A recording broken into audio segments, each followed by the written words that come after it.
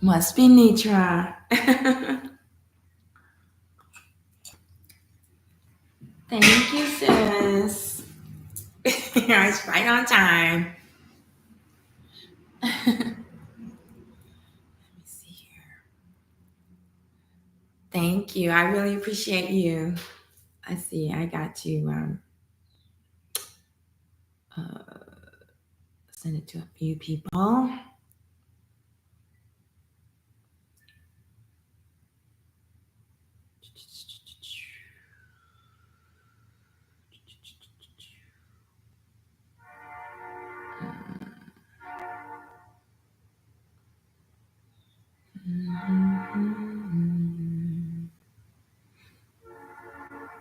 Oops, the screen is bumpy.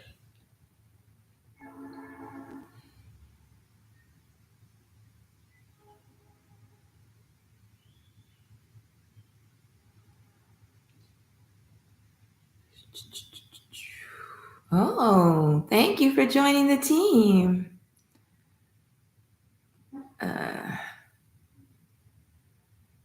Guess that's a good number. Oh, there we go. Okay. Oh my goodness. Thank you for the gifts. Thank you, Quatsila 215. Thank you so much. Oh, sweet potato. Yes, sweet potatoes. All right. Well, I really appreciate you all for being here. I usually wait a minute or so to let more people join. So I'm just going to light my little smudge stick here. Well, it's a big one, isn't it? It's not a little one. And just to get the ball rolling. Hope you get that little pun because the Olmec we learned are the rubber people, the rubber ball game, and the Gemini constellation is the basketball court constellation. We talked about these things last week. Last strength. If you know me, you know I don't like to use the word weak. I use the word strength.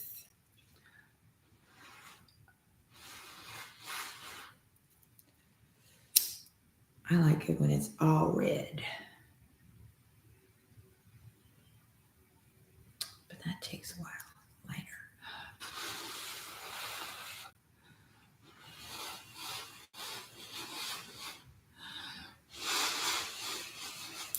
That's pretty good. Thank you so much, RC Person Cola. Oh, yes, appreciate love. I learned that when I was hanging out with some Rastas. All right, well, why don't we start today with a song? We've done that in a while.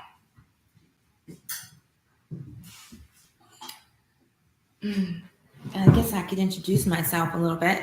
My name is Tachia Ahmed, aka Arit. Up to the Ethiopian World Federation. What's going on there? Anything in the news I don't know about? I'm sure there is plenty I don't know about. Okay, well, I have this beautiful drum I got in Hopi Land when I was there. Oh my goodness. When was that? 2014, I believe it was. Thank you for tapping the screen. Oh, I don't have my little sign. Anyway, it's a beautiful drum from Hopi Land. Hopi. Yeah. For a minute, I got mixed up with the Navajo, but it was from Hopi.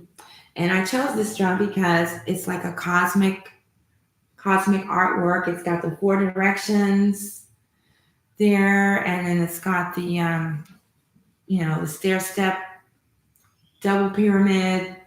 It just reminds me of the 4 directions, the 4 aspects of being, the 4 people, the indigenous people, the 4 directions, the 4 elements. I just really like this drum.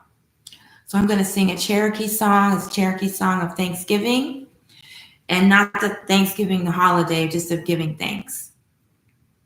And you can find a reggae version of this song if you go to my music platforms. It's called Tslagi Thankful. Tslagi is the indigenous word for Cherokee. It's where the Cherokee is the anglicized version or the colonized version of Tslagi. It's spelled Tsalagi. You might find it just Tslagi. You can see it hasn't been in the sun. It doesn't have that tone that I really like.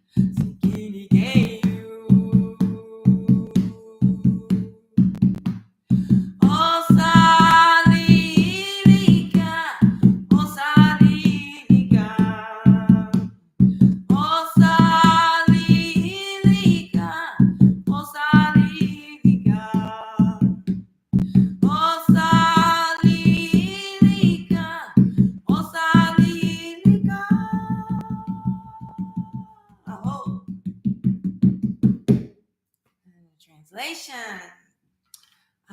First line. Oh, Brother Patrick was here. I owe you a special transmission on the asteroid. I have not forgotten. Wise protectors, wise ancestors, thank you for being with us. Thank you for guiding us. Thank you for teaching us. And then we give thanks for the sky. Then the sun, then the earth, and I am grateful, I am thankful. We love each other. We love each other. We are grateful. That's the translation of that beautiful Cherokee song of Thanksgiving, not for the holiday. I learned that song from this beautiful sister. And I cannot remember her name. She had a wonderful book, and the majority of my library was stolen when I moved to Chicago, moved back. I can remember her face, but she was considered a Black Cherokee, and of course she was ostracized by the Cherokee Nation, but she taught me some beautiful songs. So I'm going to have to, Diane, her first name is Diana. And then her last name is a Tslagi name, and I can't remember it. I'm going to find it. All right, I hope. Well, thank you for tuning in. Those of you who are still here, I'm pretty sure Nitra is doing her thing, and she's liking this, tapping the screen and inviting her friends. And I appreciate love Nitra, my sister. So my name is Tachia. I've been a Native world music, Native American, original reggae artist for almost 40 years. I have not been performing very much, unfortunately, and I've not been releasing that much new music in that genre. I have been working more in the area of my Kemetic devotion because that's what I needed to do for my healing. I have a few Kemetic reggae songs that I've written and I've yet to release. Then I got into sound healing for my own healing journey. And I'm working on a book of frequencies and some healing protocols. I have one for healing post-traumatic slave syndrome, which includes, the Trail of Tears or forced migration. I've yet to really do a lot with that, but I have it in my pocket. And so I've been on this healing spiritual journey for almost 40 years. I did not know about my indigenous ancestry until I was expecting my first child, and my relatives just casually dropped it around the table when I was there for the first time with their dad. And he was saying that even though he's considered Mexican, he's actually Cherokee and Moroccan and Spanish and Polish and Mayan. And that's when my relatives was like, oh, really? Well, she's Cherokee and Lakota Blackfoot from Mississippi. And I was like, what? And so that sent me on a journey, a quest to learn more about the Cherokee and the Lakota. And I started writing reggae songs to different Cherokee and Lakota songs. I have the Lakota 4 Direction song, which you can find on your favorite music platform. And then I started spending time around the fire and the medicine wheel. I built a Cherokee medicine wheel garden back in my home in California. I lived on an Indian reservation. Well, a town on an Indian reservation, or the town that's with the Indian reservation in Northern California. And I built this Cherokee medicine wheel garden, which was amazing. And that's where the herbs for my Tichia medicinal formula came from. We started out doing some gigs on the powwow circuit with our Black Native reggae band. We toured with the Bob Marley Festival. We played at Seminole Indian Days. I got to meet Buffy St. Marie. She came, I opened for her, and then she came to Covelo, and I got to open for her again.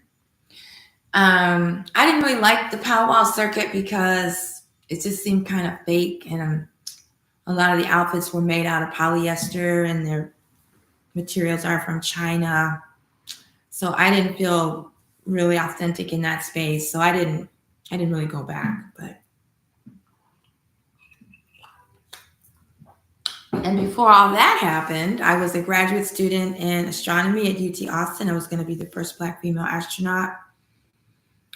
And then I had a series of unfortunate incidents with students and professors and colleagues, and I withdrew I left academia, world of academia. And when I got married, I got into cultural astronomy. I learned about Sirius and the Dogon and the pyramids and Kemet. I didn't know about any of this up until then. And then I found out about my indigenous ancestry, and my whole life changed in another direction. I do have a book that I read from sometimes. The book that I wrote would have been my PhD thesis on the Introduction to a Galactic Worldview. And it's about the indigenous cultures that I'm familiar with, the Dogon, Kemet, the Quechua from Peru, and the Olmec Maya in Mexico that have traditions, astronomical cosmology traditions around Sirius and the Milky Way. And so to me, that is what's going to unite us, is the our love of nature and the cosmology that's the foundation of these cultures, civilizations. So I usually do a little bit of reading from here.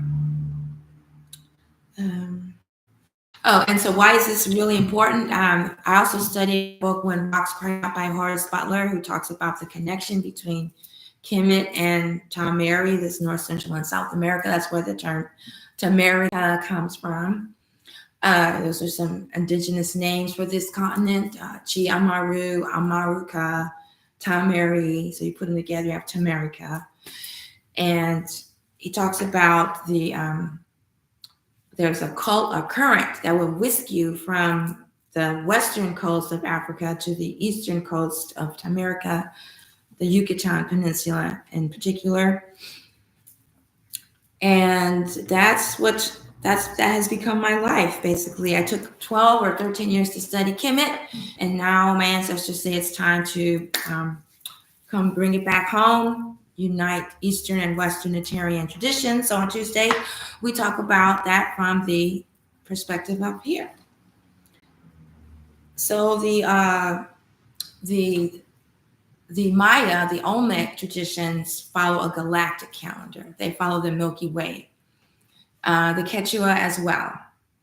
In Neterian traditions, we have the goddess Nut, which represents the Milky Way.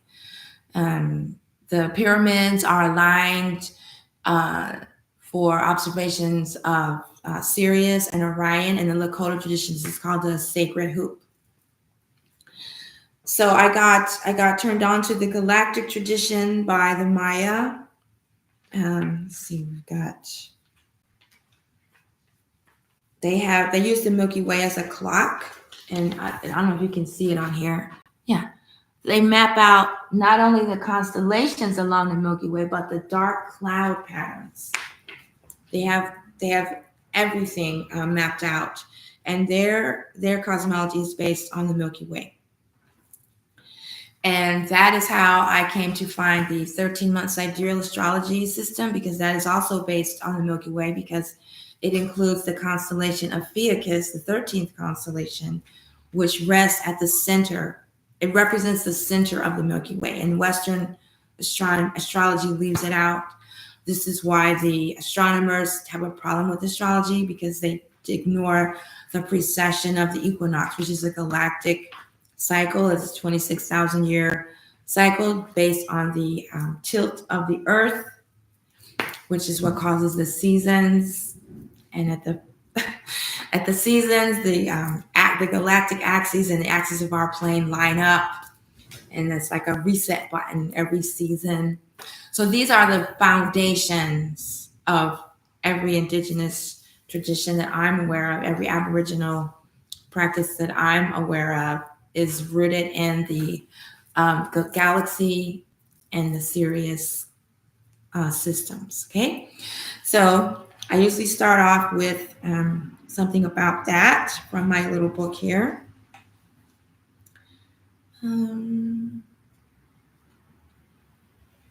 I guess I'll read this page.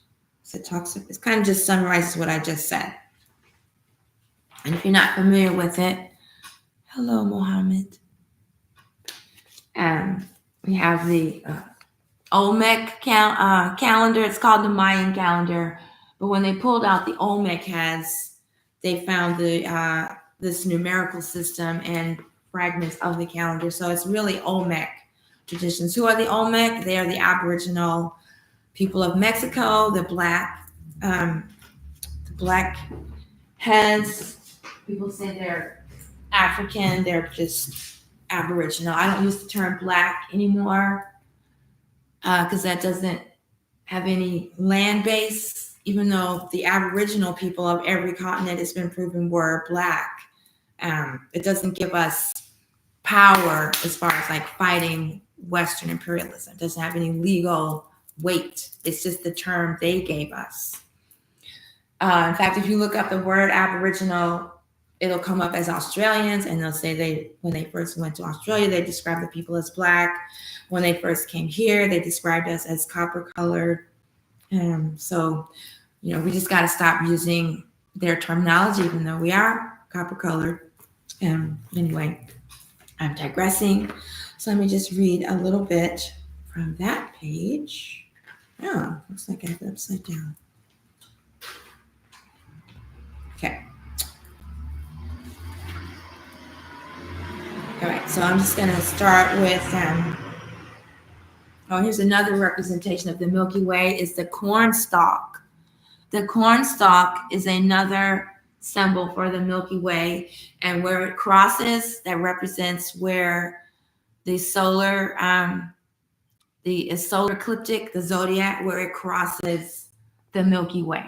Okay, so corn is big in this tradition. Creating a sacred space is of vital significance to the Maya of the Olmec, laying out the four corners. Let me put on my glasses. Special observances occur at the solstices and equinoxes, times of year when the Milky Way is in special alignment with the ecliptic. Okay, I said that. Read Linda Sheely's latest and her last book on the Maya for more info on sacred space in the Milky Way.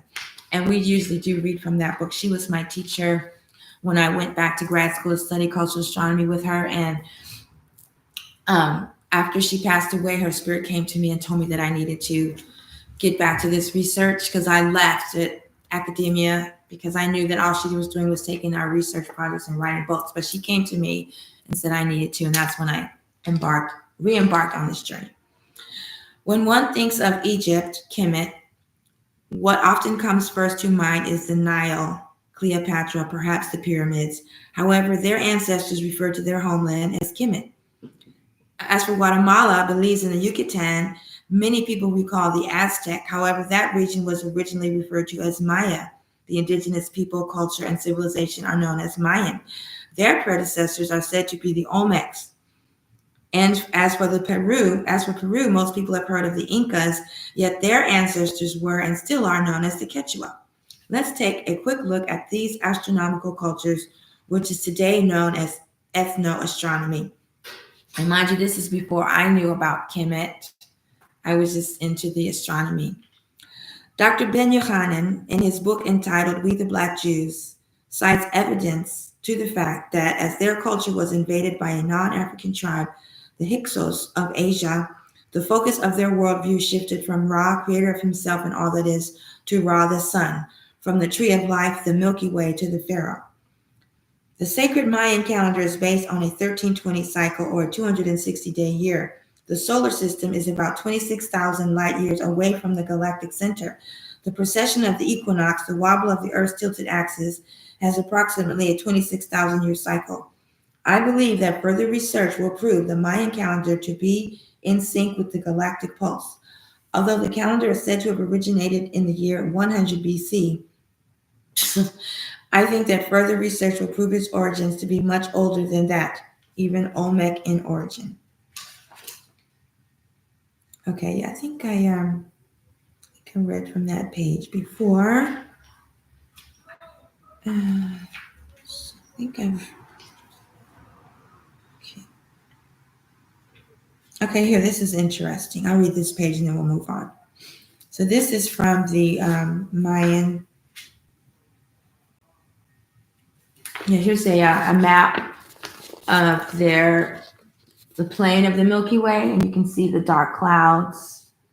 They have those mapped out as well. Good rising, Uncommon Parks. Thank you for tuning in.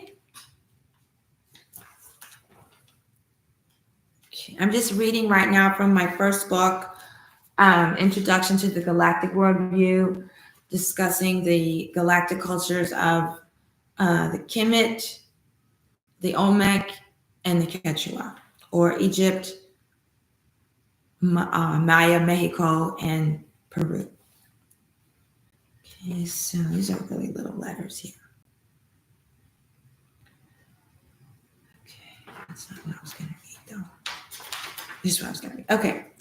Study of the apparent rotation of the Milky Way around the Earth reveals a pattern in which the southern and northern ends every 12 hours rise from the southeast and northeast respectively. This alteration comes about because of the tilt of the plane of the Milky Way with respect to the plane of rotation of the Earth's axis. Another observational phenomenon, when each axis of the Milky Way passes through the zenith, the line which it forms across the sky will not be oriented straight north-south, which would be the case if it had the same plane of rotation as the axis of the Earth. Instead, it will form two axes. Illustration of the two axes that it forms. Oh, I'm backwards on this side. I have to flip my screen to talk because I get so confused. There we go. There. Two axes in the sky. One axis runs from the southeast through the zenith to the northwest. 12 hours later, when the other hemisphere of the Mayu is what the Quechua call the Milky Way. The Mayu is the Great River. Stands in the zenith, another axis will be formed, which runs from the northeast to the southwest. The overall 24-hour pattern of the Milky Way as it crosses the zenith is two intersecting intercardinal axes. This cross is referred to in Mismene as Cruz Calvario, the cross of Calvary. Notice how they changed it to Christian names, Christian theme, the cross of Calvary. This resembles the two terrestrial axes in Mismene Crucero, the footpaths, also intercardinal. Similarity in the structure and organization of terrestrial and celestial space. So, let's see, I guess I showed you the wrong image last time. Yeah, so this is the image that shows the cross of the axes of the galaxy, and then it shows the cross in their town caused by the river and the main pathway, which reflects the Milky Way. And like I said last time, this is similar to what the Lakota have. But usually when you look at the Milky Way, you just think it's kind of the same all the time. But they're telling us that where the Milky Way and the ecliptic cross is how they keep time. And it changes throughout the day and throughout the year. So I find that fascinating. Okay, so the main theme for today that I'm really excited about is the HAKA. The HAKA presentation at the New Zealand Parliament. I'm sure you've seen the video of the young sister. I don't remember her name. I should have her name. See if I can find it in 2 seconds or less. That when they were trying to, the Parliament wanted to, oh goodness. How do I get out here? There we go. HAKA. The Parliament was trying to, the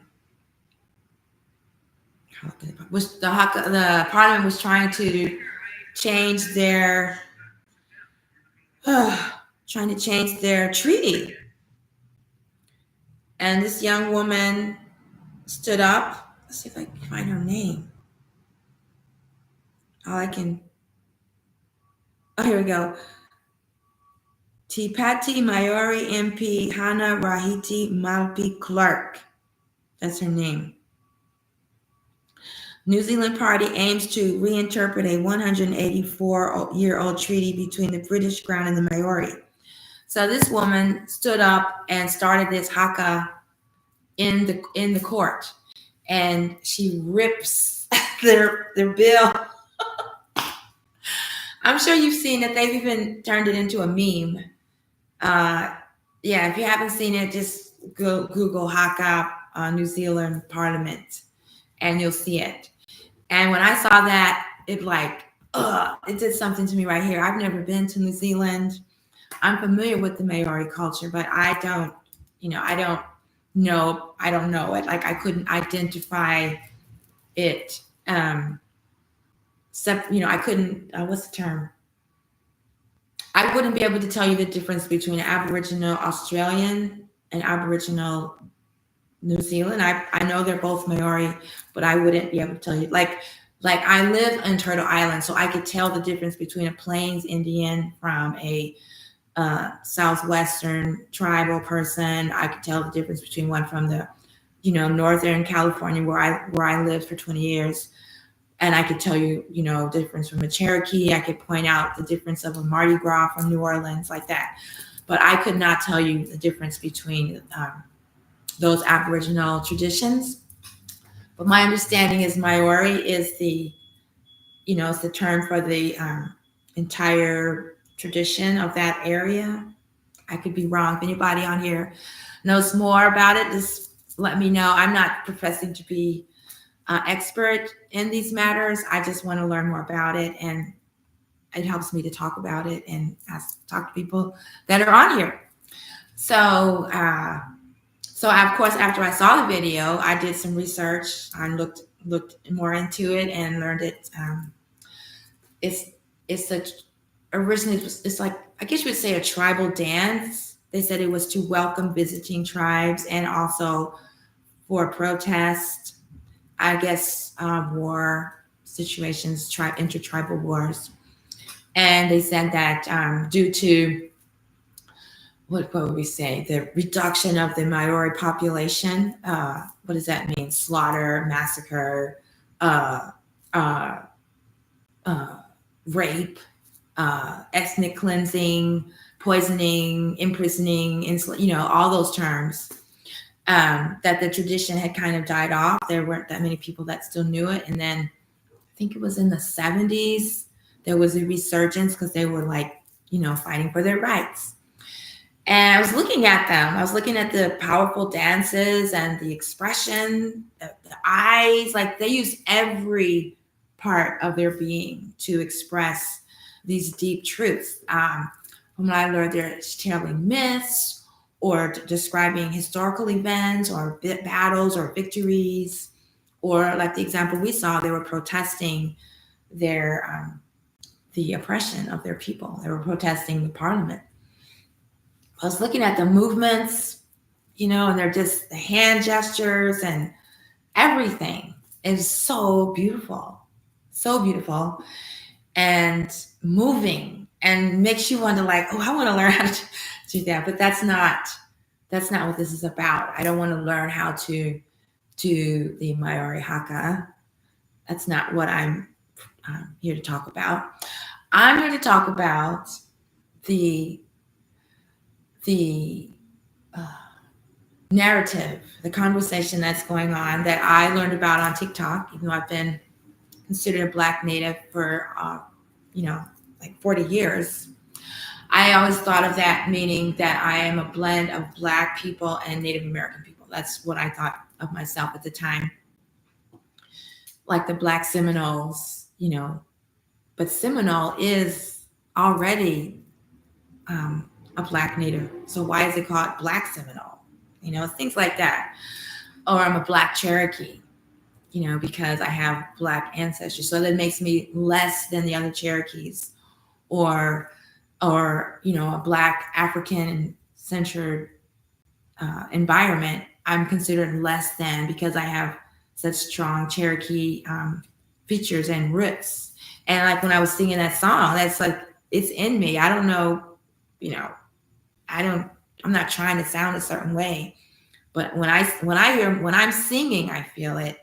And other people, when they hear me singing, they feel it too. They feel the medicine coming through. So it's not anything fake or anything. It's not like I'm trying to be a certain way, or what they say, pretendians. I'm just being myself. All of that to say that when I saw the HAKA presentation, and what about this guy's face? He's just he's so frustrated when she comes. I just love that. But anyway, I started looking at it, their movements, and I said, it reminds me of something. It's so familiar. What is this? And it reminds me of of us, what is now what we're calling the Aboriginal people of the Americas. Great awakenings. Thank you for being here, Ms. Enid. I'm gonna have to learn how to pronounce your name. N67, because 67 is, I'm all into 13s. And so anytime I see 67, I see 13. That's my favorite number. So I'd like to know more about your name. Thank you for sending the rose, Ms. N67. Yeah, so it just reminds me of our culture. That's what it reminds me of. It reminds me of our culture, and it's aspects of our culture that are they're either downplayed or mocked or impersonated or stolen or misappropriated. It reminds me of us. And when I say us, I'm not referring to people who are, we have mixed ancestry of Black, to describe myself or to describe us. There's no place called Black. If you studied Black's law, you know that's not something you want to identify with. And I don't ascribe to being African American, because you can't point to that anywhere on the globe. There's no place on earth called Africa America. It doesn't exist. So when you claim those terms, you're claiming something that doesn't exist, which means you don't exist. Not in the the legal realm.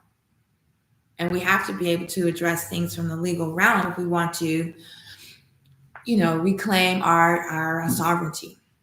That's basically what TaMeriKan Tuesdays is about, is nation building, but from a spiritual perspective, because just yelling about it isn't going to take us where we need to go. That's my opinion. So like I was saying, when I look at the HAKA movements, I see the Mardi Gras Indians of the New Orleans area, which are, mocked. People make fun of them, saying their feathers aren't real and this and that. But that's what I see. I see also from the New Orleans area, I've never been to one, but the funeral processions, when they're marching through the town, I see that. I see that in the Greek college system, the moves, the stepping dances that are done there. But there's no real significant intention behind it other than promoting the fraternity, which is a Greek organization and part of the very institution of oppression and suppression that enslaves us. So what I see is the culture that we still feel in us is being misappropriated, misused. It doesn't bring us power. It brings power as long as you're in the system. But once you leave that system, you're not connected to that source of power. When I see them doing those movements, I see the dancers from like the Motown era, where they're dancing in unison, these movements, spinning around and hand movements and hand gestures. But again, it's usually just about a love interest or a broken heart. And like I said before, I'm not saying we're going to go learn the HAKA dance movements. And I'm not saying that we need to go out and recreate traditions from anyone else. I believe that one way that this world will change is when more people from here claim it. And when we come together, the culture will be reactivated. That's my belief. I'm not in any institution or any organization. I don't have anyone telling me these things, or this is just what I believe and feel from my almost 40 years of being on this path, on this journey, is that the seeds of that Aboriginal thread or culture is in our DNA. It's in our blood. It's in our DNA. It's not going anywhere. It may have different appearances or different names, but it comes through. It comes through. And like I said before, the Black or Afro American or colored people or Negro people. Those are all different names that we've been classified or reclassified under, or Aboriginal, original TaMeriKans, have led the way in inventions, technology, in modern time. I'm not talking about ancient Kemet, I'm talking about since the colonizers. Technology, dance, food, fashion, sports, education. Yeah. So how can it be that we're just without identity, without a land, other than we were all brought over here on ships to be slaves? Thank you very much, Nitra. Yeah, so it just doesn't make sense to me. And the more that you study, you learn that every continent on this planet originally had Black people on it, and it's been proven. In Asia, it's the Ainu, the Qing dynasties. You know, all these ancient families. The first samurai, they were Black. They were Aboriginal, melanated, copper tone, Black. They weren't the Asians with the slanted eyes and straight hair. That's all I'm trying to say. Same in Europe. And we know they were there in Africa. So how can it be that they weren't here? That this place only got populated from people coming across the Bering Strait, when you can see how Africa and South and Central America locked together. Like, how is that not a thing? I don't understand that. And I don't understand why people are so angry when we stand up to say it. Like, we get a lot of pushback and hatred from Africans and from quote unquote Native Americans. I don't have the receipts. I've seen the photograph that Brother Earth speaks, and we know the truth put out, of a ship of people from Serbia that were sent over to Turtle Island, which is northern North America, to infiltrate and replace the people that were already there. And then they became known as the indigenous Native Americans. Have you seen those photographs? I don't know. Someone said they're AI generated. I don't know.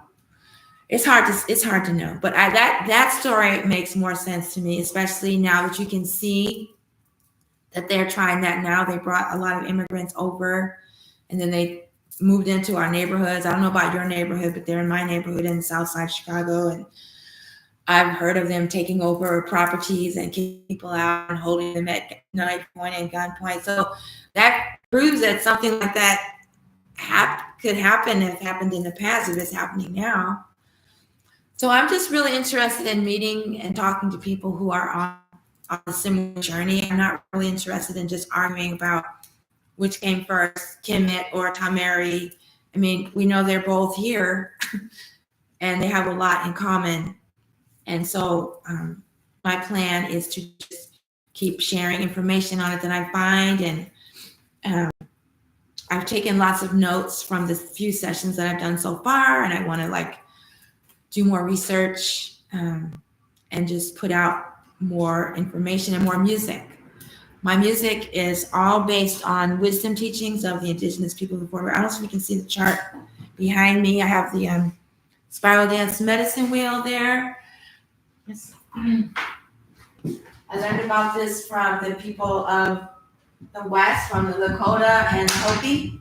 Oops. There we go. I don't have another one.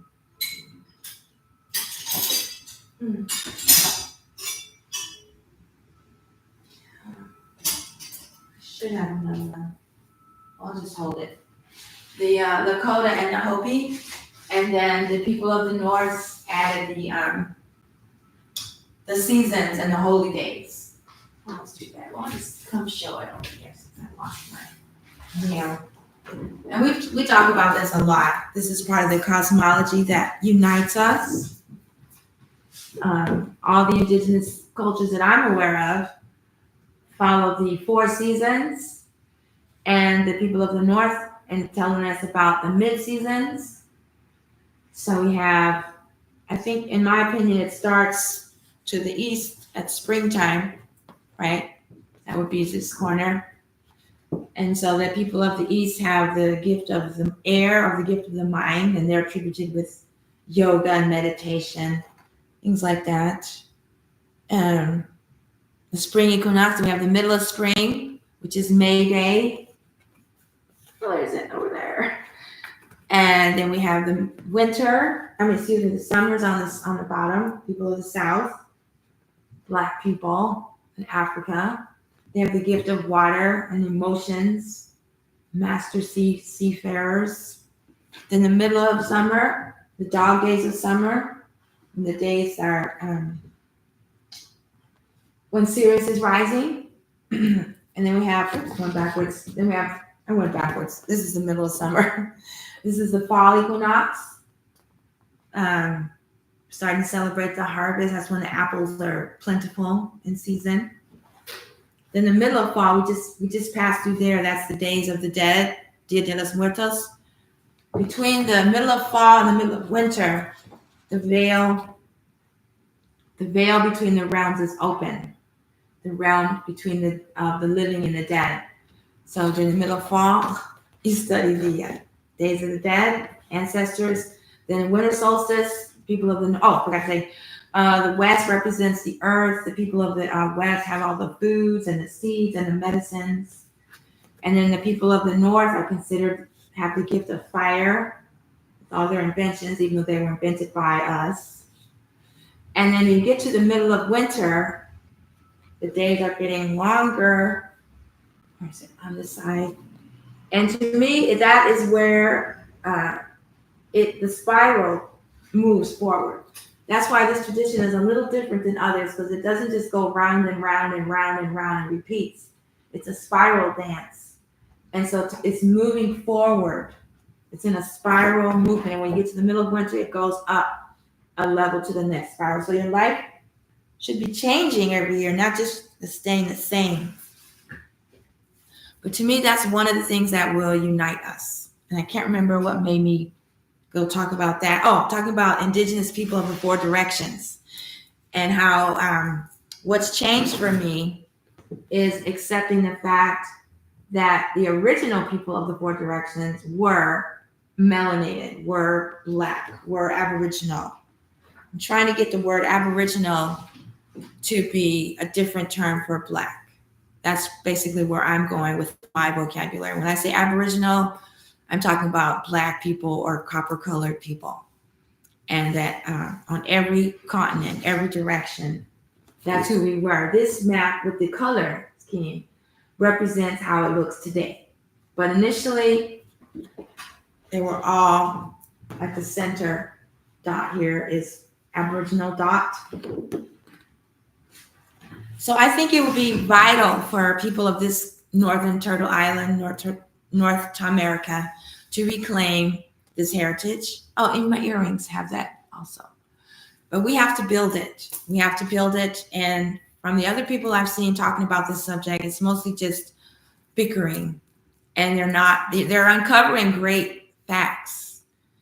And so I'm hoping to research them more. Like I had the good fortune of sitting in on that guy's We Know the Truth panel. I think he's live right now.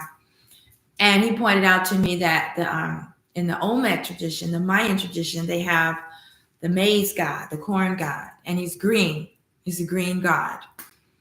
And who else has a green god? The Neterians. Kemetic. Asar is the green god. He's represented, see him on his funeral pyre, and somebody's watering his body after he's transitioned, right? And the wheat stalks are growing. Some say they're corn stalks. Yeah. Did corn originate here? I believe it originated here. And then how did it end up over there? Those are our cousins, our relatives. It's the same tradition, just in different locations. So that to me, that was a big starting point for me. I have not pursued it, just like with Brother Patrick's request for a report on the second moon, which is an asteroid. I have not finished it yet. But I will get it to you before the 27th, I promise you. So that's one of the things that we're going to be learning about together here in TaMeriKan Tuesdays. I know I've been rambling a lot, but that's what I wanted to talk about. So what I was saying is, I'm not saying we need to go out and copy the moves of anyone, our relatives in Australia or New Zealand, and I certainly don't want to emulate the Greek steppers. I just feel like it's in us. So, like they said, the HAKA moves are myths or historical moments or legends or protests. And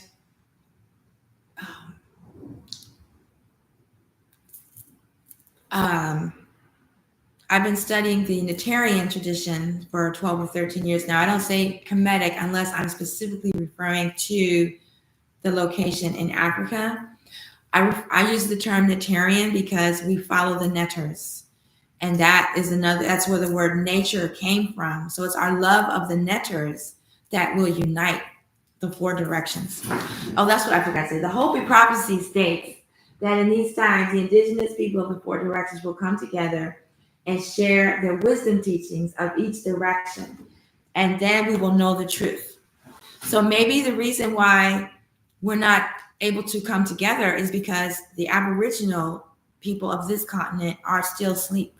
We're still ignorant. The cosmic forces of this continent have to be activated in us as well, not just the ones we know of from Kemet. What are the connections between the Olmec tradition, Olmec Neterian tradition, and the Kemetic Neterian tradition, the Quechua Neterian tradition? That's what I want to know. The Cherokee Neterian tradition. See, for the full moon, I did a special cosmic chanting session in honor of the HAKA and to activate this energy in us. So I'm going to post some clips on TikTok, but you can watch the full replay on YouTube, of course. And so I talked about how one of my goals is to write music for every chapter in the Purdah Meru, so that when someone is dying or when you're dying or passing away or memorials, you can sing the chapters. And when you sing the sacred wisdom teachings, it hits you differently than if you're just reading them out loud. When you sing it, it does something, the frequencies of the music. So I would like to work on a project of the myths and movements to go with the myths. Now, Dr. Muada Ashby, say by Ma, he has brought forth the Tef Sima Pout Neteru yoga posture system, the movements of the gods and goddesses. And very soon, I've started teaching it in person on Fridays. It's level 2 Kemetic yoga or Egyptian yoga, where at this system, Akusanep, we're singing the affirmations and intentions, and we're chanting the names and characteristics of the Neteru, and that activates it and activates them inside of you. When I'm consistently doing the practice, it moves me to the point where I could start doing teaching. Like, I finished my books and now I'm teaching on live streams again. I had stopped totally. So I believe that when we I feel and I know, because this is being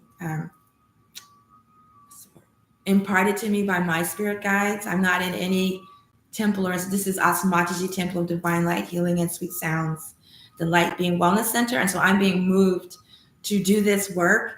And that would be learning the myths from Kemet Neterian tradition, learning the myths from the Olmec Neterian tradition, the Quechua Neterian tradition, the mound builders Neterian tradition, the Cherokee, the ones that I'm familiar with. I'm not going to try to learn things I'm not familiar with. Yeah, I'm going to start with what I know and go from there. And then some movements will come through me and some music will come through me and we'll learn them. That's what I wanted to say today. That's what I'm going to be working on. If anybody wants to join me in this process, that's what we're going to be doing. That's my passion. That's what it's all about. So thank you for listening, and for some of you are still here. I really appreciate it. Do you have any comments before I go on to the next? Oh, let's see. User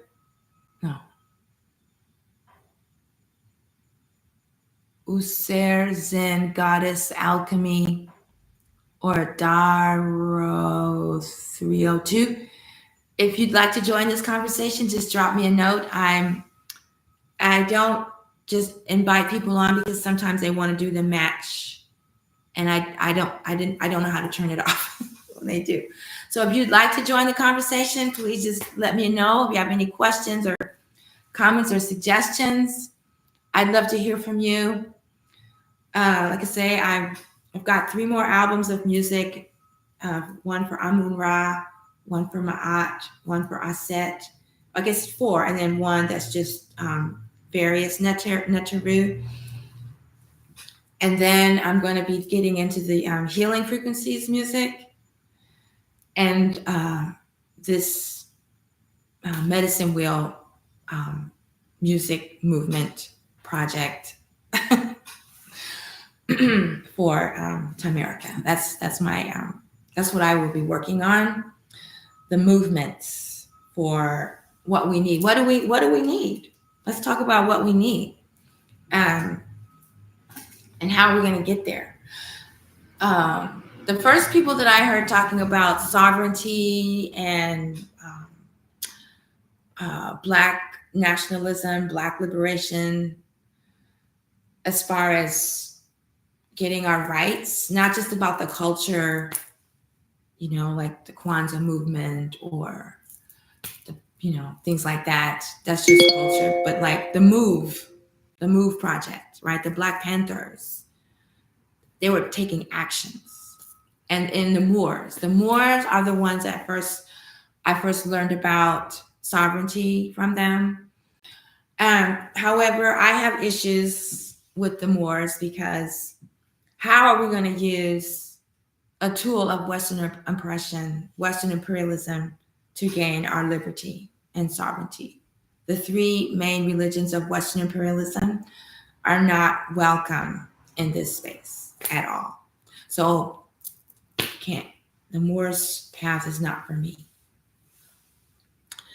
And not to be insulting or anything. It's impossible. You can't use their tools to obtain your freedom. And then with the other movements, I wasn't really aware of the spiritual technology that they were using to access their power. Is very militant.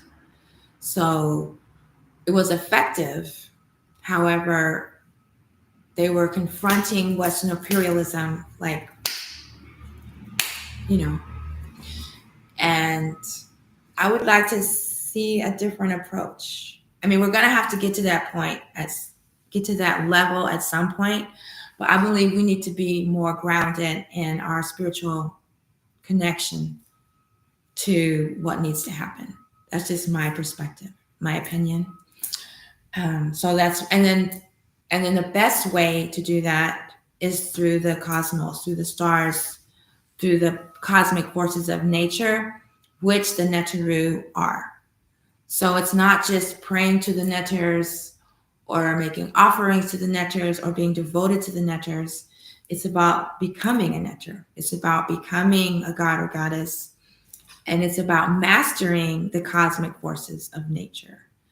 So in my research of comparative analysis of the Olmec, the Quechua, the Tslagi, the Lakota, and other tribes I'm familiar with, to see their Neterian systems, master of the net, aka match. Oh, okay, thank you. Yes, of the net. That's the goddess Net. Goddess Net is the warrior goddess and the weaver who's responsible for weaving the fabric of the universe. So what we're talking about is there's a rip in the fabric of the universe, and we're going to learn how to mend it. There's a rip in my heart. I'm going to learn how to mend it. That's very good. Master of the knit. I know that's probably not what you meant because you're talking about the matrix. Yeah. So I feel, I trust my intuition. I trust my spirit guides. I trust the neyters and my ancestors, that we start from the spiritual foundation of a comparative analysis of the spiritual technologies of other indigenous and aboriginal traditions of North, Central, and South America, TaMeriKan, and then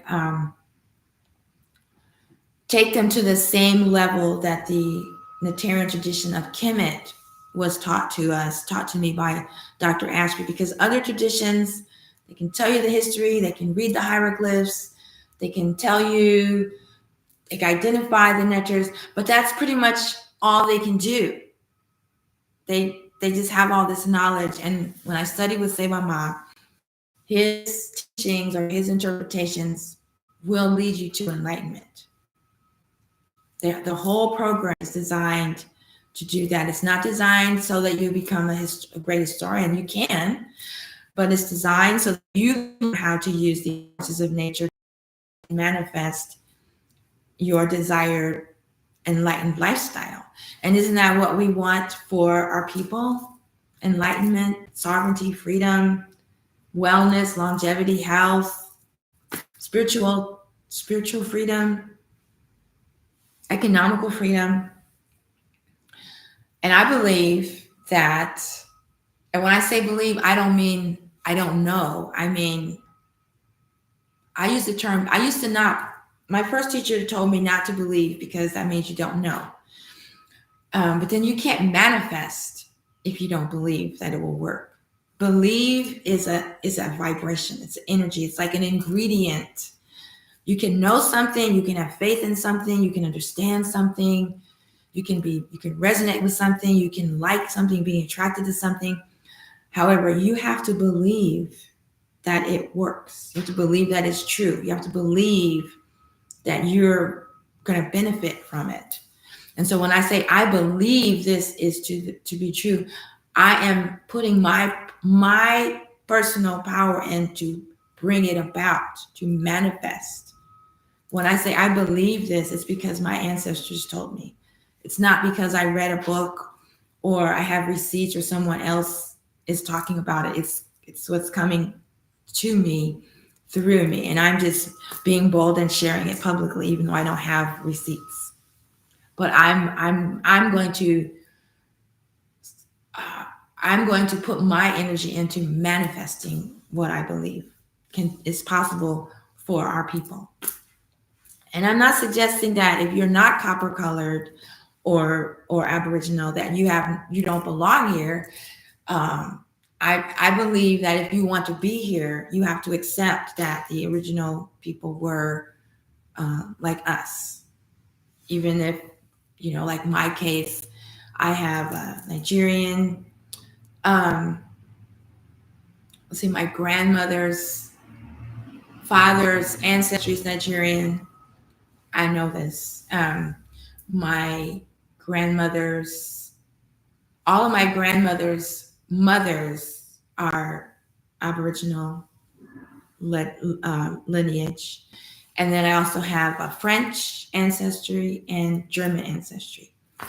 So people like me who are triracial or biracial, maybe not your parents, but your ancestors, all of that is taken into account. You're not asked to leave anything out. You just have to come to the understanding that the first people on every continent were Aboriginal. And like I said, I'm teaching myself to use Aboriginal instead of Black. If you look up the definition of Aboriginal on here, that's what they'll say. The Aboriginal people of Australia were called Black by the explorers. So they just, it just means before the colonizers. Here we got some comments over here. Good rising. Good rising. It's Arisha Buni is here today. Uncle Jasaneb. Thank you for being here. Your presence is a gift to me. Thank you for those of you on TikTok and YouTube that are still here listening to me go on and on and on about one of my favorite subjects, and just, like changing the narrative. I have learned that it is possible for people to change narratives. I've learned it's possible for just 6 women to change a narrative. It may seem like I'm changing the subject, but I'm not. But I'm going to go into a tangent. What do I mean by 6 women can change the narrative? And this is empowering me. This is like, okay. So this is the deal. So I live in Chicago. And last summer, even though I grew up in Chicago and I consider myself a Chicagoan now that I've moved back here. Last summer is the first time I learned about Pebble Beach. It's an area on Lake Michigan that's it's unpaved. It's been ignored and forgotten about, and it's wild, and we love it. And there's pebbles. There's no sand, because anywhere on the lake where there's a sandy beach, they hauled that sand, and it wasn't there. They brought that there as part of their revetment, and then they turned it into a beach, and they put up snack bars, and they make money off of it, and it's just, But Pebble Beach is, the pebbles are there. They say they brought the pebbles in, and there's research that shows the pebbles were already there. They just brought more in, but the lake is continuously bringing in more pebbles. And they say, oh, it's from the brickyard. It doesn't matter. The lake is bringing in more pebbles.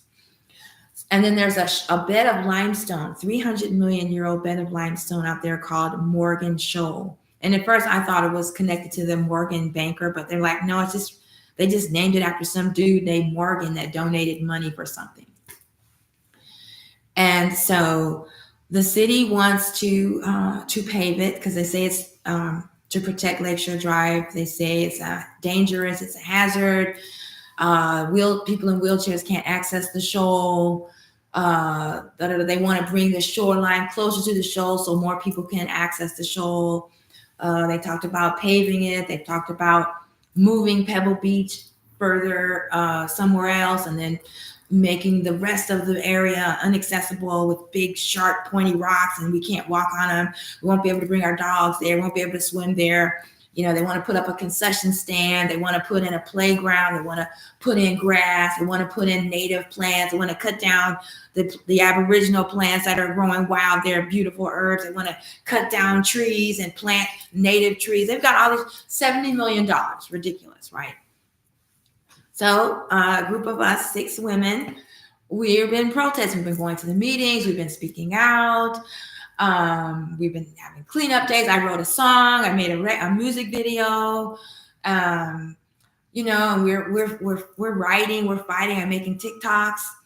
And at the last meeting, because they also want to pave the area called Promontory Point.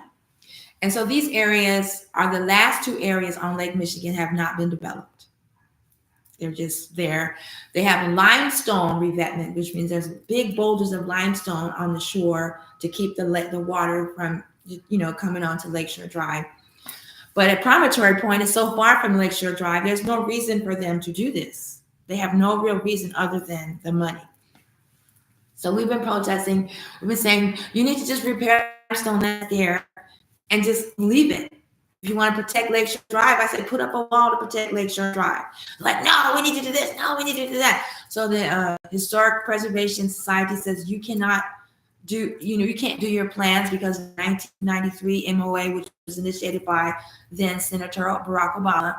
And all you can do is repair the limestone. You cannot put in concrete revetments. You cannot put in breakwaters. They want to do something. They say it's going to be underwater, but it'll be like underwater up to the shoal, a 300 million year old bed of limestone. And they say, oh, it won't affect the shoal. And we're like, how do you know? Has anyone ever done anything like this before? No. The area has a beautiful natural healing vibration, and it's helped me to heal. That's why I'm doing so much better. I went swimming. When was that? Sunday. It was 58 degrees outside. They said the water temperature was 51 degrees. So I've turned into a polar bear, and I'm not ashamed of it. I'm proud of it. I love it. So anyway, at the last MOA meeting, the U.S. Army Corps of Engineers had a new plan. They didn't give anybody time to review it before the meeting, and they rejected the meetings. They said they don't have to listen to the community. They just have to listen to Congress. And they said they're only authorized to deal with storm damage. All those other plans that the city came up with, they don't have anything to do with it. And, there's a bunch of da da da da da da da da da. And so now the narrative has changed. It has shifted. Now they're talking about reconstruction and repairing the limestone revetment. 6 women. Oh, and let me mention, I did a blessing way. I did a blessing way. Well, I didn't. I held space for a blessing way at Pebble Beach, and we came and we picked up pebbles for our wishes for Pebble Beach, our wishes for the future, and then we had a protection stone, and we each held it to our heart and put our energy in to protect Pebble Beach, and we passed it around and put it on the altar. Then a big storm came and took away our offerings, and then like a few days later, that's when this Historical Preservation Society said, you cannot change Pebble Beach, you have to just repair the limestone revetment. And now that's the narrative. We changed the narrative. They have to start over, a brand new plan, which is a line in my song. We need a brand new development plan. So that was proof to me that just a few people can change the narrative. And so that is my objective for having these conversations or discourses. Nobody's really conversing with me. If anybody on TikTok wants to join the live, just drop me a note and I will bring you in. I don't just bring people in randomly because you never know who it is. Let's see. Sometimes I can tell by the name. Let's see. But if anybody wants to join in this conversation with me today, let's see, we got some comments here. Well, they secretly, let's see, Hotep, Nefer. This is Renitras. They secretly want to, I need to get some light on here. These glasses are great, but you have to have light. And there's nothing wrong with that. Uh-oh, I don't have light. There we go. Okay. Oh, they secretly yearn to accelerate encroaching on the shore. What other reason to mess with a natural surf breaker? Reported to the Public Access Office in Springfield. Sounds like a violation of the Open Meetings Act. Thank you. That's a good idea. Oh, Uja, who did I bring on here today? Kefra 69. Good rising. Do you have anything to add to this conversation? No, not really. I was just, you invited me up. I just came up. Oh, okay. I was in Chicago some years ago. I ain't lose anything, so I ain't got no reason to be put my input on all that. Didn't leave anything, didn't lose anything. You know what I'm saying? What was that? I didn't lose anything or leave anything. My last trip. Oh. I have no input on it. Oh, that's good. Yeah, it's Chicago is it's a very interesting place. I'm learning to love it, and not run away from it, from the issues here that are facing us. I live on the South Side in Chatham, and the people are really oppressed here, and that's one reason why I'm still here, is because I want to help. I want to be a light, and my yoga teachers might tell me that's my ego, but that's why I'm here. I just want to shine my light. So, did you go to the South Side when you were here? Yeah, I was a trucker. I used to always pass through. Oh, okay. And used to pretty much be up there pretty regular. So, okay. I had a few interactions with a few people, when I was up there, a few brothers, at the time when I was up there, but that was many moons ago. Oh. usually, I used to study with the Temple of Moon, Oh. Hill, South Carolina. Oh, Temple of Amun in North Carolina? Yeah, Rock Hill, South Carolina. Oh, okay. So you know, let's see. Uabamunti? Yeah. Oh, okay. Yeah. Oh, yeah. I love studying with them. I went out there one time and did a little concert at the little bookstore they have there. I haven't been in touch with them in a long time, though. I've been pursuing my own path. Are you a Kemetic practitioner? No, I kind of dab in a little bit of everything. I love the aspects of the yoga. It kind of helps me with a lot. But you know, we find all of the people mythological. So you know, just got to find our lane and just stay in it. Yeah. But I love the principles. You know, it definitely teaches you discipline. Yes, it does. And that's very important. And I think that's what I find that, you know, scrolling through TikTok, I see a lot of people, they may have an awakening, but there's no discipline. And, you know, once they don't have discipline, you know, it just kind of throws everything else out the window. You know, just like we've been waiting on them to wake up, you know, it seems like don't nobody want to sit at the feet of a elder. You know what I'm saying? I do. I do. You know what you're saying? Yeah. Yeah. Well, we can start with a small group. The Hopi prophecy teaches us that the time for waking up people is over. If they're not awake by now, they're not going to wake up. And all we can do is comfort the ones that are already awakened. And so I just go at it from that perspective. If somebody doesn't know what I'm talking about, then it's not for them.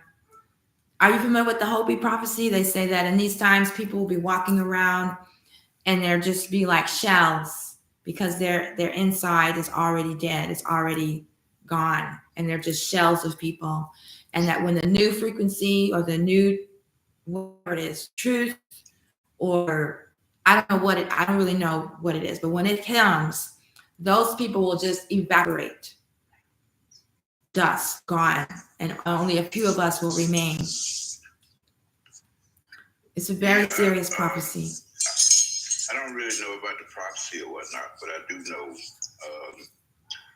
once these portals keep opening up,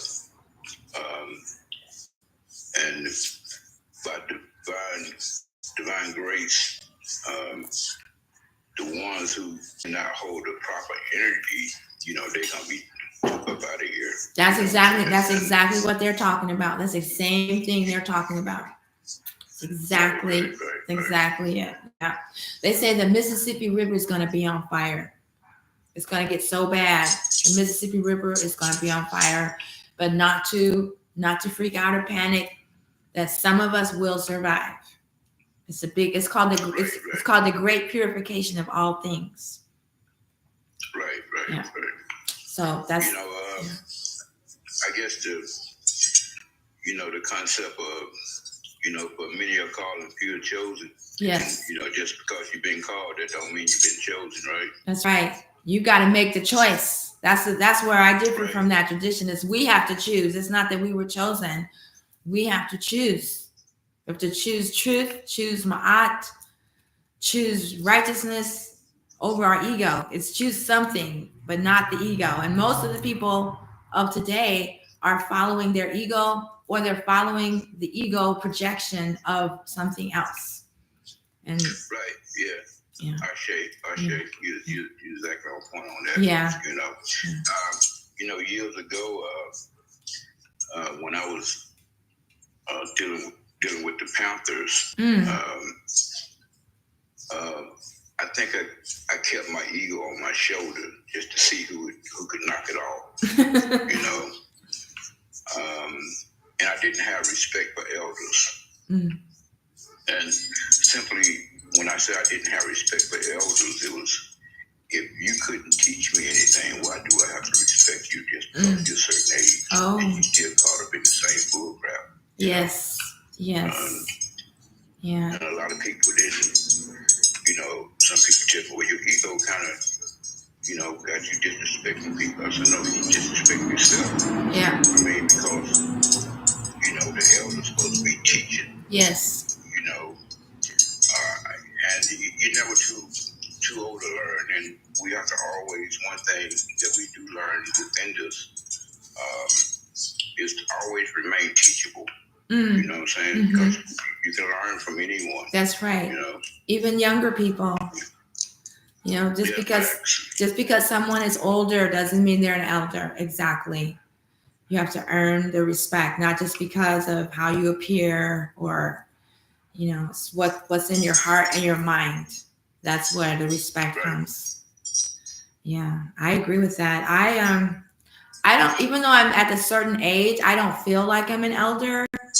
But I was at a gathering the other evening, and it was someone younger than me, was the presenter. And then I guess it was someone close to my age was going to do the libation. And she said, does she have the permission of the elders to do this? And I looked around and I was like, wow, it's just me and this other guy and this other lady in the audience. I guess I'm one of the elders. I just, it just was a weird feeling. I don't think I'm ready to be an elder, but I'm doing my best to prepare for that. Well, I think I have an experience like that also. Where, I walked in the room and, the group just said, well, the elder here, I'm looking around trying to figure out, who they're talking to. Yeah. And I was like, okay, so have I made it? But it's beautiful though. I mean, we never know where we'll be at in life. That's right. When we first start out on the journey. Yeah. My journey is kind of strange, because I never fit in anything, at a young age. Oh, and I had too many questions, and I guess, being a free thinker, you wind up in awkward situations, don't know why, but we seem to always persevere out of it, so, and the mind is the most beautiful thing it is, what I'm saying? If we not think as, we just sinking on a ship if we're not thinking, about how we're going to get from point A to point B, what I'm saying? But I love your energy, though. Well, thank you. It's my first time speaking with you. And, thank you. Thank you for coming on. I don't get to catch you that much, I don't really do a lot of social media like I used to. So that's probably good. It's probably a good thing. I always put the replays on YouTube though, because I'm going live simultaneously on YouTube and TikTok.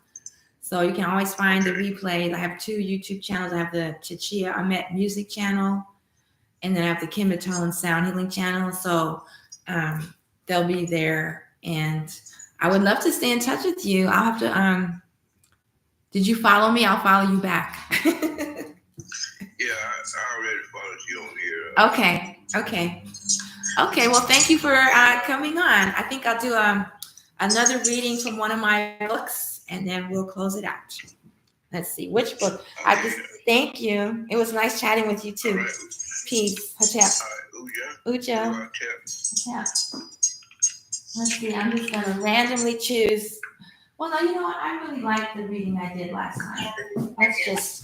Let's just stick with this one. I don't know how to, oh, there we go. Yeah, okay.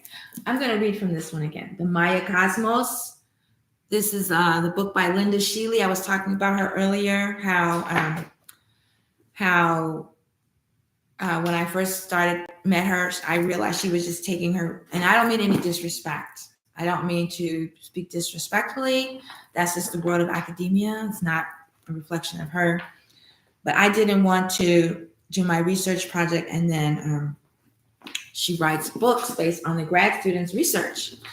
I said, I just want to do my own research And so I left the program, and then years later, after she passed away, her spirit came to me and told me I needed to get back to my research project because it's important for, like my neighbors to know these things, not just the people in the Ivy.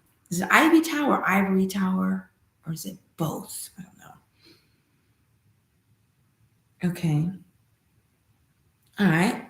So I just opened it randomly to this page. So I'm going to read about it. It talks about some gods and goddesses, which is what I'm interested in finding out. Okay. Yeah. Yeah. Like I said, I have not opened this book in 20, maybe 30 years. And I just opened it to this page. Remember, I'm looking for connections between Kemet and TaMeri, the myths, the culture, spiritual practices, to see how we can take these myths and take them to the next level, like Dr. Ashby did, where the myths are leading us to enlightenment, not just, stories or legends, but what they represent, right?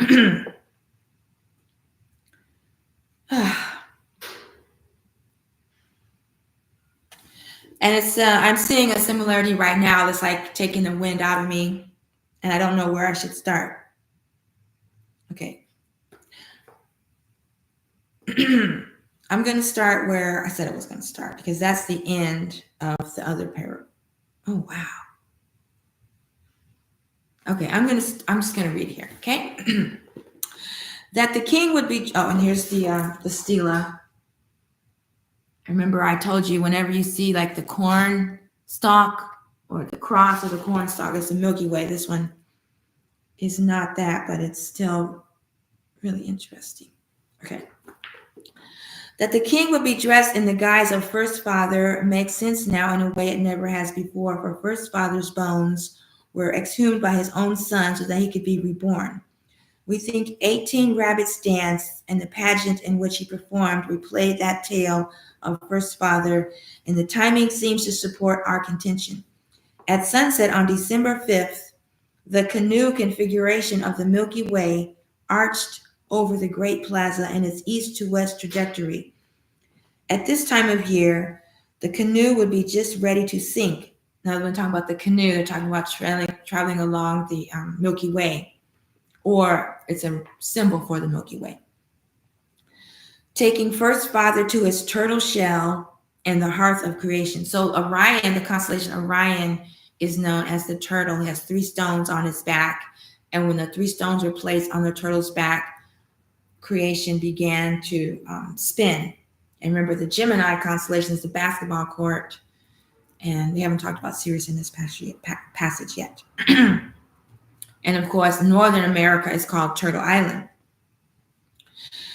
The hearth of creation. At midnight, that very hearth was directly overhead, and the hour before sunrise saw the Milky Way rim the horizon, form the Equay, the black transformer. The date inscribed on Stela A fell 60 days later on February 5th. Okay, so this is like the middle of winter, in the middle of that opening I was talking about, where the veil is thinnest, from middle of fall to middle of winter. Okay.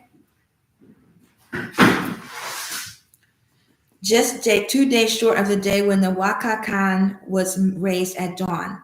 This tells us that Stela H signals the change coming from the exhuming of first father's bones. Stela A celebrated the climax of the raising of the sky on the north-south axis. We think this timing was no accident, and that the pageant involved 18 rabbits dancing in the role of the resurrected maize god. I already said earlier that the maize god is Asar, and this is a resurrection myth. And they have the times, the days of the dead. Getting close. Okay, this is the part that I had initially planned to read. Michael Coe, who is one of her students / research partners, research assistants, he's written a lot of books. has identified another scene from this resurrection myth. This one is drawn in elegant calligraphy on a beautiful codex-style pot, figure 618. That's figure 618.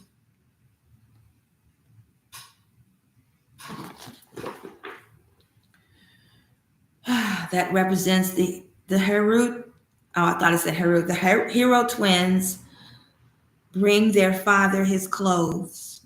A goddess dresses the reborn maize god as she sits inside the right bone snake. Now, what does that sound like? Sounds like the resurrection of Asar with Heru and the dual goddesses Aset and Nebuchadnezzar. Only here it's the twin hero twins, the Heru twins. And the goddess dresses the reborn maize god as she sits inside the white bone. See, when I first read this book back in 1980, maybe it was 92, because Yubia was here. I didn't know about the Asarian resurrection. I didn't know about Heru. I didn't know about Aset or Nebuchadnezzar. So this is giving me chills right now. Okay. Okay. Okay. 618. Where was that? And depicts the second born of the ancestral heroes, Yax Balam, as he lifts up a huge plate holding his father's head and jewelry. Now, didn't they have Asar's body was cut into pieces and they had to put them back together? Come on. Am I making this up? Like, I didn't plan this. I haven't opened this book in like 20 years. We assume this is a depiction of the scene that occurs after the defeat of the Lords of Death, Set, where the twins, Heru, collect the remains of their father prior to putting him back together again. The baby in the plate is the reborn maize god held above the figure of his son in the gesture still used today by the Quiche of Kimki to carry the afterbirth to its burial. The second twin, one Aha, sits atop a coiled fish holding a bundle. In an adjacent scene on the same vessel, the regenerated maize god dances in front of a woman who sits inside the mouth of the white bone snake. She hands him the shark cell device that will go on his belt.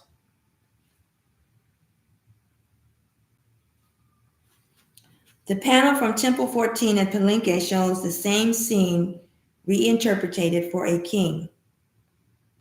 Chan Balan dances towards, now that's the same thing they do in the Neterian myths. They'll have images of a scene with one of the gods receiving the adorations, and then they'll have another one with a king or a queen receiving the adorations, meaning the ancestors are giving gifts to us, offerings to us.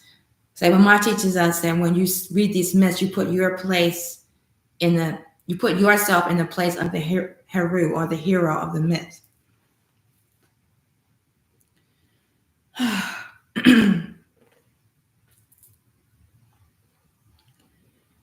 The panel from Temple 14 at Palenque shows the same scene reinterpreted for a king. Chan Balan, I don't know if it's Chan Balan or Khan Balan, dances toward his mother who awaits him, extending the Kawil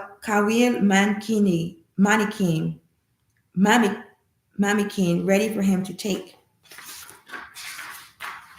She wears the guise of First Mother, the moon goddess, who was named in the text as the person who first performed this action 952,174 years earlier.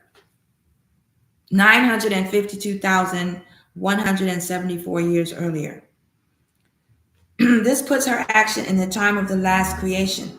This resurrection panel was commissioned by Khan Hok Kitam, the younger brother of Chan Balam, and the next king who wished to mark his dead brother's rebirth. His dance of rebirth took place, we are told by the text, at a watery place called the Five Flower Valley, lying down sea place, white place. Ho Niktehem Ka'a Kak Nab Sak Now. This is the primordial sea of the past creation where the sky lay before the gods set the first three stones on the face of heaven.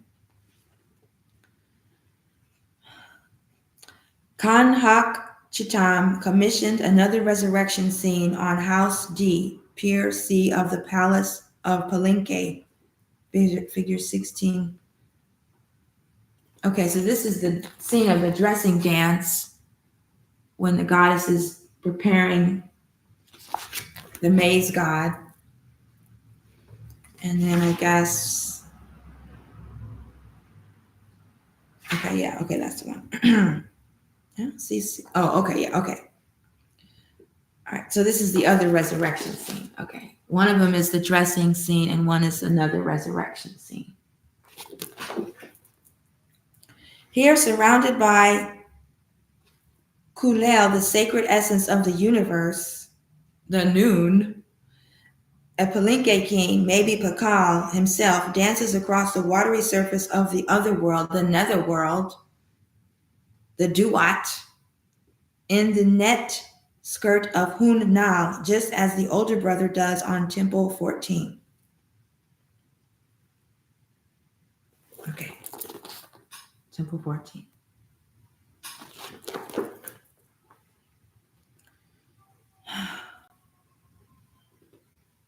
Below this watery surface, water lilies, lotus flowers, grow from the skeletal heads as if they are seeds. The resurrected king dances towards a kneeling attendant. In the crook of his left arm, the king holds the same sun-marked sacrificial bowl that held his falling body on the sarcophagus lid. Now, instead of holding his lifeless body, it contains a sprouting and emergent world tree, growing from the stingray spine bloodletter. Here is the ultimate symbol of rebirth from sacrifice. In his right hand, the dancing lord balanced the shark shell belt ornament of Hunnal Ye that he has received from an attendant who perhaps represents Chan Balam, the son who went to the other world to retrieve his father. Okay, one more. The clearest depiction of the maize god's resurrection occurs on an offering plate. Here, flanked by his two sons, he emerges from the crackling turtle carapace. The torch skull engraved on the side of this carapace names the crack from which the maize god emerges. In 1992, Nicolas Grube realized the crack is named in a Dos Pilas text as Kaan Tak Kimi, precious towards death. And at least one of these resurrection scenes shows the reborn maize god, Asar, emerging from a Kaan sign. The monster at the base of the first tree precious on the tablet of the foliated cross, that's what it's called, the foliated cross, which represents the Milky Way and the ecliptic, as the personified version of this crack. I knew it. Reborn maize emerged from it to sprout with renewed life. Through this crack, the sons gave rebirth to the father who had engendered them in the first place. This engendering of the father by the sons is the great central mystery of Maya religion. This is the culmination of the classic period myth we recounted in chapter 2. The sequence of events in the classic myth is a bit different from the later Popol Vuh. In the classic version, the redressed maize god Asar was carried to the place of creation in a canoe.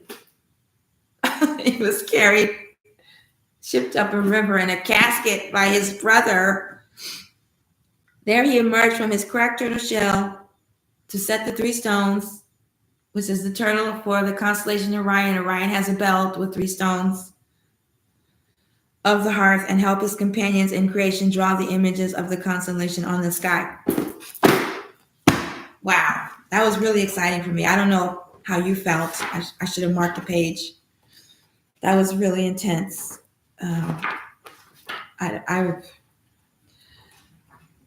just really grateful to my ancestors for guiding me all these years to getting me to this point where I'm getting ready to start this great work, which I feel is my mission and purpose in life. And I'm thankful you all were here to share that with me today. Yeah, I don't really have anything to say. Does anyone get anything from that? I just saw so many parallels and similarities. And then we have to remember that this is a translation by American Europeans that work for the University of Texas system. And so their interpretation will be different than mine, because my goal is to, I don't know if I'll learn these hieroglyphs. I haven't even learned the Kemetic ones, the Neterian ones yet. Well, the Kemetic Neterians yet. I don't know how long that will take. I guess I have about 50 years to finish this project. So that's good. I'm 63. I'm making a joke. But I hope to live to be over 100. And I will eventually get to work on this. This is quite a blessing for me. So I'm just going to close on that note. I really appreciate you all being here with me today. Those of you watching live and watching the replay, if you have any comments or suggestions. Thank you. Thank you so much. I look forward to talking to you again. Thank you so much. I really appreciate you. And there'll be more coming. I'm really excited. I'm so happy right now. Okay, I'm going to end it now. Do a Hotep.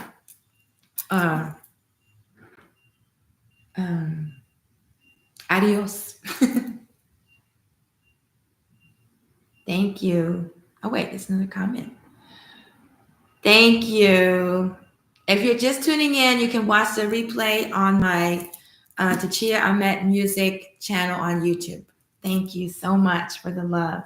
Thank you. Thank you so much for being here, for your comments. Renitris, I really appreciate you. You know, I got a violation when I showed the jar with your artwork. I got a violation on TikTok for what's it? I guess, what's the word? Unregistered promotion. I guess I didn't pay to advertise my own products on my live stream. Thank you so much for those of you who stayed to the end, and those of you on the replay. Do a Hotep. I've got to learn some Quechua and Olmec. I know how to say WADO, which is thank you, and DOHIYI, which is peace in Cherokee. Thank you.